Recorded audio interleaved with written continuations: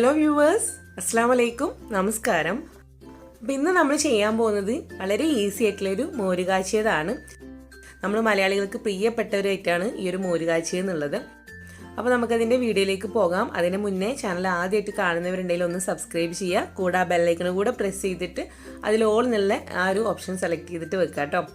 അപ്പോൾ നമുക്ക് നോക്കാം എങ്ങനെയാണ് നമ്മുടെ സിമ്പിളായിട്ടുള്ള മോര് കാച്ചിയത് തയ്യാറാക്കിയിട്ട് എടുക്കുന്നത് എന്നുള്ളത്. അപ്പോൾ ഞാനിന്നിവിടെ ഈ ഒരു മോര് കാച്ചിയ ചെയ്യുന്നത് ഒരു മൺകുടത്തിലാണ് കേട്ടോ. ഇതിലേക്ക് ഞാനൊരു 2 ടേബിൾ സ്പൂണോളം വെളിച്ചെണ്ണ ഒഴിച്ചിട്ടുണ്ട്.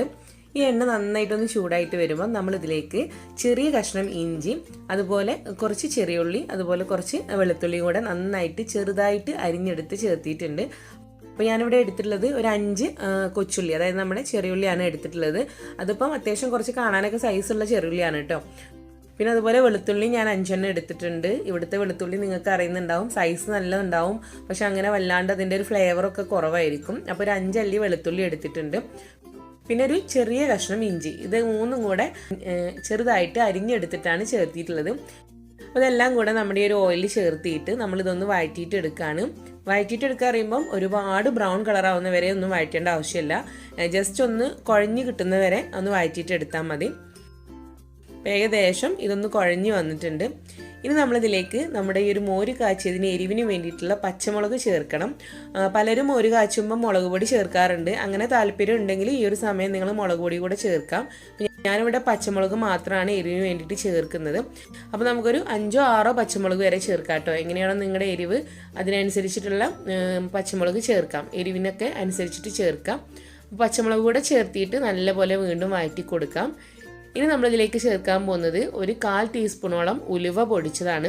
ഉലുവ ഒന്ന് ചൂടാക്കി എടുത്തിട്ട് പൊടിച്ചെടുത്ത് വെച്ചിട്ടുള്ളതാണ്. അതൊരു 1/4 ടീസ്പൂൺ ചേർക്കാം. പിന്നെ നമുക്ക് നമ്മുടെ മോര് കാച്ചിയതിൻ്റെ കളറിന് വേണ്ടിയിട്ട് മഞ്ഞൾപ്പൊടി ചേർക്കണം. അപ്പോൾ ഞാനിവിടെ ഒരു 1/4 ടീസ്പൂണ് മഞ്ഞൾപ്പൊടി ചേർക്കുന്നുള്ളൂ. കാരണം ഇത് നാടൻ മഞ്ഞളാണ്, നല്ല കളർ ഉണ്ടാവും. അപ്പോൾ നമ്മൾ പുറത്തുനിന്നൊക്കെ വാങ്ങിക്കുന്ന മഞ്ഞളാണെങ്കിൽ ഒരു 1/2 ടീസ്പൂൺ വരെയൊക്കെ ചേർത്തിട്ട് കൊടുക്കാം കേട്ടോ. അത് നല്ല കളർ കിട്ടണമെങ്കിൽ ഇതിപ്പം 1/4 ടീസ്പൂൺ ചേർത്തിയാൽ തന്നെ നല്ല കളർ ഉണ്ടാവും. അപ്പം എല്ലാം കൂടെ വീണ്ടും നമ്മൾ നല്ല പോലെ ഒന്ന് മിക്സ് ചെയ്തിട്ട് കൊടുക്കാം. ഇനി നമുക്ക് നമ്മുടെ മോര് കാച്ചിയതിലേക്കുള്ള പുളിവെള്ളം ഒഴിച്ചു കൊടുക്കണം. അപ്പോൾ ഞാനിവിടെ ഒരു നാരങ്ങയുടെ അത്രയും വലുപ്പത്തിലുള്ള പുളി വെള്ളത്തിലിട്ട് പിഴിഞ്ഞെടുത്ത് ചേർത്തിയിട്ടുണ്ട്.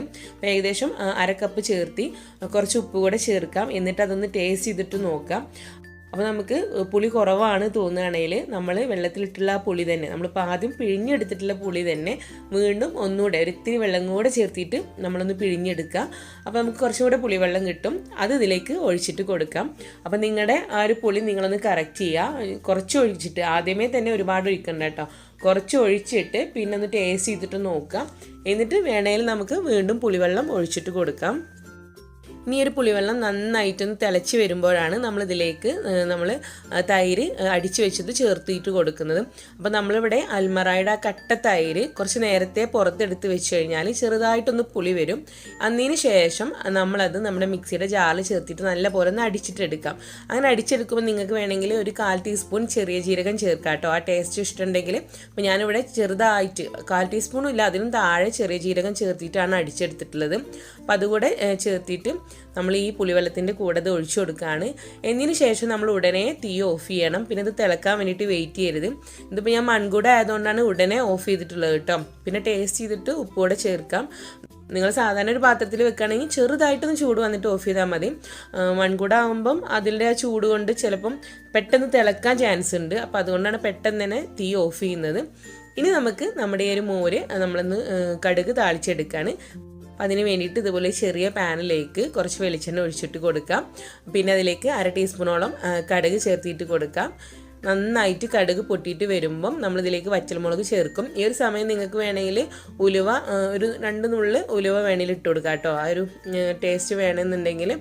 നമ്മളിപ്പോൾ ആദ്യം ഉലുവൻ്റെ പൊടി ഇട്ടതുകൊണ്ടാണ് ഇവിടെ ഉലുവ ചേർക്കാത്തത്. അതുപോലെ കുറച്ച് കറിവേപ്പില കൂടെ ചേർത്തിയിട്ട് നമ്മൾ റെഡിയാക്കിയിട്ടുള്ള ആ ഒരു മോരിലേക്ക് ഒഴിച്ചിട്ട് കൊടുക്കുകയാണ്. പിന്നെ നിങ്ങൾക്ക് നിങ്ങളുടെ മോര് കാച്ചിന് കുറച്ചും കൂടെ ഒരു എരിവൊക്കെ വേണമെങ്കിൽ ഈ സമയത്തും മുളക് പൊടി ചേർക്കാം കേട്ടോ. അപ്പോൾ ഇത് ഇതിലേക്ക് ഒഴിച്ച് കൊടുക്കാം. അങ്ങനെ നമ്മുടെ മോര് കാച്ചിയത് ഇവിടെ റെഡി ആയിട്ടുണ്ട്.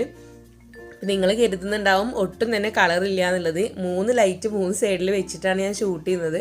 അതുകൊണ്ട് തന്നെ ആ യെല്ലോ കളർ എടുത്ത് കാണിക്കാത്തതാണ് കേട്ടോ. ലൈറ്റിൻ്റെ ഒരു എഫക്റ്റ് കൊണ്ട് നല്ല യെല്ലോ കളർ ഉണ്ട്. പിന്നെ മോര് കാച്ചി നിങ്ങൾക്ക് അറിയുന്നുണ്ടാവും, നമ്മൾ കുറച്ച് നേരം വെച്ചിരുന്നാൽ കുറച്ചും കൂടെ കളർ വരികയാണ് ചെയ്യുക. അപ്പോൾ ഇതാണ് നമ്മുടെ മോര് കാച്ചിയത്. നല്ല കളറുണ്ട്, മാത്രമല്ല നല്ല ടേസ്റ്റും ഉണ്ട്. അപ്പോൾ നിങ്ങൾ ട്രൈ ചെയ്യുക, എന്നിട്ട് ഫീഡ്ബാക്ക്സ് അറിയിക്കാം. പിന്നെ നമുക്ക് വീണ്ടും കാണാം. താങ്ക്